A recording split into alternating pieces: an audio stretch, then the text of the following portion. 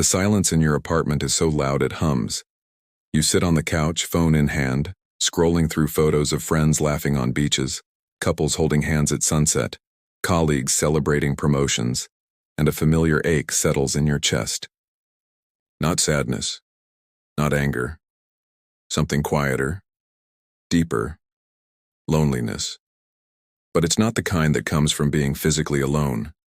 It's the loneliness of feeling unseen in a crowded room, unheard in a group chat, unknown even to the person you share a bed with. You have hundreds of contacts, dozens of group texts, maybe even a loving partner or family nearby, yet you feel utterly disconnected. You tell yourself, I should be grateful, I'm not really alone. But that only deepens the shame. Because the truth is, you can be surrounded by people and still feel like an island. And this isn't a personal failing, it's a symptom of a world that confuses connection with contact, intimacy with interaction, and presence with proximity. You've been taught that more friends, more followers, more plans will fill the void. But what if the void isn't empty? What if it's a sacred space waiting to be filled not with noise, but with true belonging? And what if the path to connection doesn't start by reaching out, but by coming home to yourself first? In this journey, you'll uncover why modern loneliness persists despite hyperconnectivity. Because we've replaced depth with breadth, vulnerability with performance, and presence with distraction. True belonging isn't about being liked by everyone, it's about being known by a few. Psychologist Brené Brown defines belonging as the innate human desire to be part of something larger than us, but warns that fitting in is not the same as belonging. Fitting in requires you to shrink, belonging requires you to show up as you are. Neuroscience confirms this. Meaningful connection releases oxytocin, the bonding hormone, which reduces stress and boosts immunity, but only when interactions are authentic, not performative. Ancient traditions understood this too. The African philosophy of Ubuntu says, I am because we are, but that we is built on mutual recognition, not mere coexistence. Monastic communities didn't just live together. They practiced deep listening, shared silence, and held space for each other's shadows. Even the biblical concept of koinonia refers not to casual fellowship, but to intimate, sacrificial communion. This isn't about getting more friends. It's about cultivating the courage to be seen and the willingness to truly see others. And you'll witness how one woman, drowning in the illusion of connection, found real belonging, not by expanding her circle but by deepening it. Her name is Priya, 32, pediatric nurse in Atlanta. On the surface, she had it all. A tight-knit group of college friends, weekly dinners with her sister, a long-term boyfriend named Daniel, and 200 Instagram followers who loved her travel photos. But every Sunday night, after the group chat buzzed with weekend plans and the last text was sent, she'd lie in bed next to Daniel, his back turned, phone glowing in the dark, and feel a loneliness so profound it stole her breath. She was surrounded by people who loved her, yet no one knew the real her, the part that doubted her career, the grief she still carried from her mother's death 5 years ago, the secret dream of writing children's books. She'd learned early that vulnerability was risky. In high school, she'd confided in a friend about her parents' divorce, and the next week, it was gossip in the hallway. So she built a life of safe connections, warm, reliable, but shallow. She laughed at the right times, offered support when asked, showed up for birthdays, but kept her inner world locked away. The breaking point came during a night shift. A young patient, scared before surgery, whispered, "Will you stay with me?"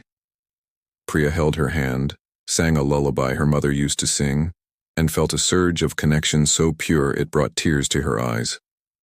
Later, in the break room, she realized she'd given this stranger more of her true self than she'd given anyone in years. That night, she cried. Not from sadness, but from longing. Longing to be that real with the people who mattered most. Priya's experience reveals a painful paradox. You can be deeply lonely in a crowd when you're not truly seen. Modern technology amplifies this. We send voice notes instead of calling, react with emojis instead of words, curate highlight reels instead of sharing our messy reality. But the human nervous system craves more than data. It craves resonance. When you share a struggle and someone says, "Me too," your brain registers safety. When you're met with silence or judgment, it registers threat. This isn't weakness, it's biology. Studies show that perceived social isolation activates the same neural pathways as physical pain.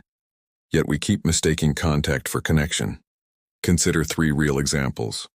Marcus, a college student with 5,000 followers, felt lonelier than ever because every post was crafted to impress, not express. Aisha, a new mom in a bustling moms group, felt isolated because no one admitted how hard it really was, so she stayed silent too. And Tom, recently retired, had weekly golf dates but missed the deep conversations he used to have with his late wife. Loneliness isn't about quantity, it's about quality. It's the gap between the connection you have and the connection you crave. And that gap widens when you hide your truth to stay safe. The path to true belonging unfolds in stages. First comes self-reconnection. Learning to be present with your own inner world so you can show up authentically with others. You can't offer depth if you're disconnected from yourself. Then, selective vulnerability. Choosing one safe person and sharing one small truth you usually hide. Not trauma dumping, just honest human sharing. Next, reciprocal presence. Listening to others not to fix, but to witness.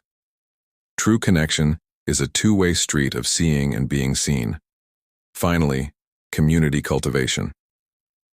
Nurturing a few relationships where mutual care, honesty, and consistency replace performance and convenience.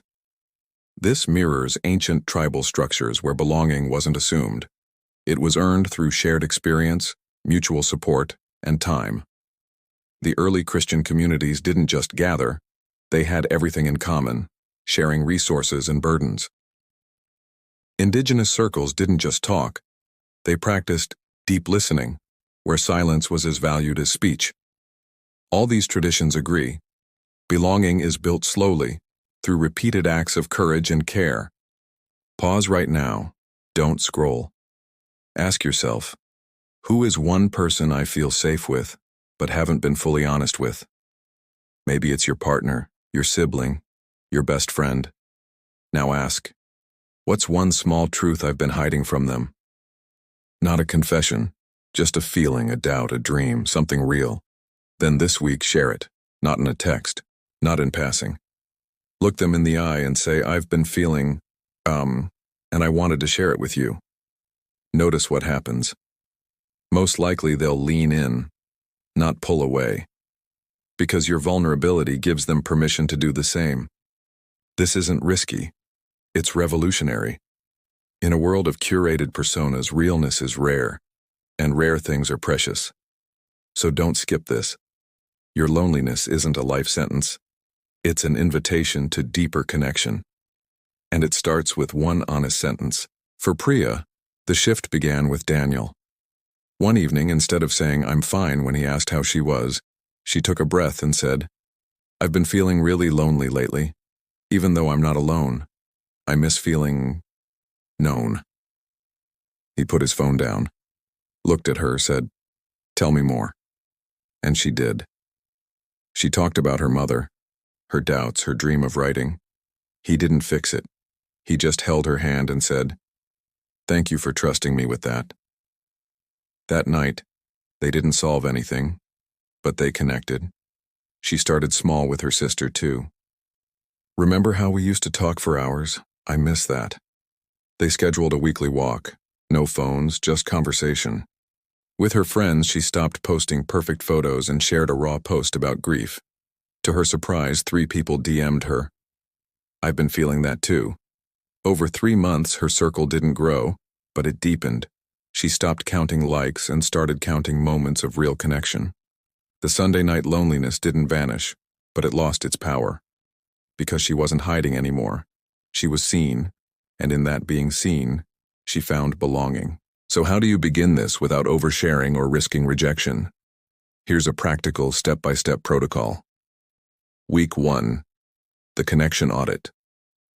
Each night, journal. When did I feel truly connected today? When did I feel lonely despite being with others? Identify patterns. Did you feel closer during that 10-minute coffee with your coworker who asked how you really were? Or more isolated during the group dinner where everyone talked over each other? Write it down. Week 2. The micro-vulnerability. Choose one safe person.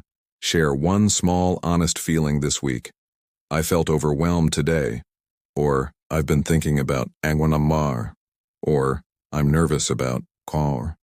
Keep it simple. The goal isn't to unburden, it's to practice being real. Week 3. The presence practice.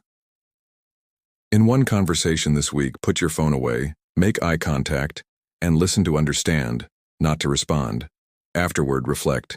Did I feel closer? Ongoing. The belonging reminder. Write this on your mirror. I am worthy of being known. Neuroscience shows that even small acts of authentic connection reduce cortisol and increase oxytocin. This isn't about becoming extroverted, it's about becoming real. Start small. Stay consistent. Trust the process. But here's what I haven't told you yet. Your loneliness holds a gift. It's pointing you toward the depth you're capable of. In the next video, I'll show you how to build a tribe of 2 when you feel like no one truly gets you. Because sometimes one real connection is enough to heal a lifetime of loneliness. If this resonated, comment below with one word that describes the kind of connection you're craving. And if you're ready to move from contact to communion, subscribe. Because belonging begins when you dare to be seen. You are not alone. You are just waiting to be known. And if you're thinking, but what if I don't have anyone safe to share with? That's okay. Start with yourself. Sit with your journal. Write the truth you've been hiding. Say it aloud in the mirror. Your own presence is the first act of belonging. Because you cannot offer to others what you deny yourself. The ancient mystics knew this. Rumi wrote, "You are not a drop in the ocean. You are the entire ocean in a drop. To belong to others, you must first belong to yourself." That means honoring your feelings without judgment, validating your needs without shame, and treating yourself with the same kindness you'd offer a dear friend. This isn't self-help cliché, it's neurological necessity. When you self-soothe, you activate the same caregiving circuits that fire when you comfort others. You become your own safe harbor. And from that inner safety you can reach out, not from desperation, but from wholeness. Consider the story of James, a widower in his 60s who felt utterly alone after his wife passed. His children lived across the country, and his friends had their own families. He joined a community center, but small talk felt hollow. Then he started volunteering at an animal shelter, simply sitting with anxious dogs, offering quiet presence. One day, a fellow volunteer said, "You have a gentle way with them." He shared, "My wife and I used to foster dogs. It's the only thing that still feels like her." That small exchange led to coffee, then weekly walks, then a friendship built on shared silence and mutual care. He didn't need a crowd, he needed one person who saw him. Or take Layla, a college freshman who felt like an outsider in her dorm. Instead of forcing herself into parties, she joined a poetry reading group. The first time she shared a poem about homesickness, someone said, "That's exactly how I feel." In that moment, she wasn't alone anymore. Belonging isn't found in numbers, it's found in resonance. So if you're sitting there feeling unseen, remember, your loneliness is not a sign that you're broken. It's a sign that you're ready for more. More depth, more truth, more realness. And that readiness is your power, because the world doesn't need more perfect personas. It needs your messy, honest, beautifully imperfect humanity. Start today. One sentence, one look, one moment of presence. That's how belonging begins. Not with a grand gesture, but with a quiet yes to your own truth. And in that yes, you'll find you were never alone. You were just waiting to come home.